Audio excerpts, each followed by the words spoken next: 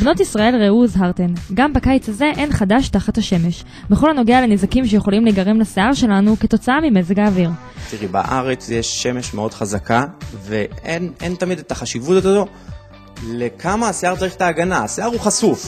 הרבה פעמים קורה שלקוחה באה ואומרת, אתמול השיער שלי לא הסתדר, היום הוא הסתדר. את קראה את זה? ברור, מתעוררים והשיער לא מסתדר, זה קורה לכולם.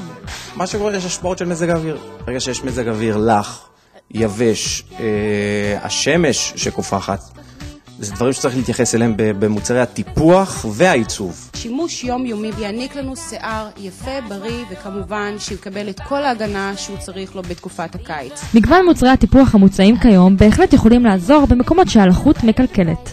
חפיפות יומיומיות, מזיק לשיער, מועיל לו.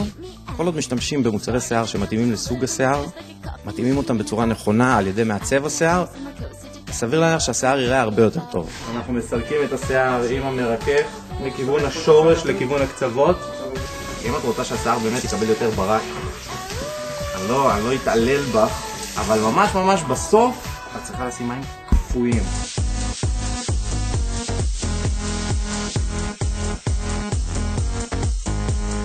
ואחרי שדאגנו למראה בריא יותר, כל שנותר הוא להתעדכן בטרנדים האחרונים. בוא נגיד שצמות היו מאז ומתמיד. נכון.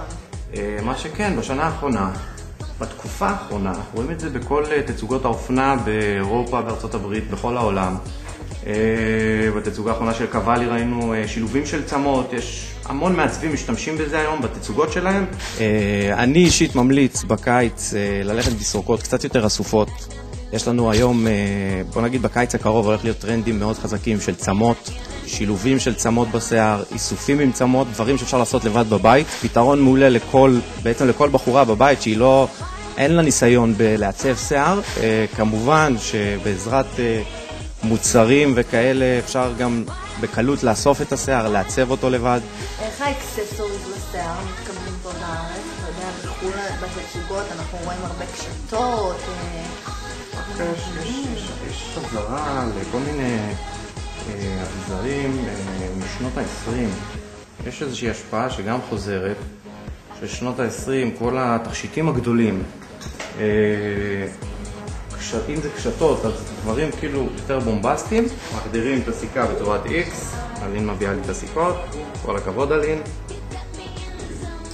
אז אני הולכת לצלם את זה לאינסטגרם, ולדבר עליך מלא. מגניב. תודה רבה.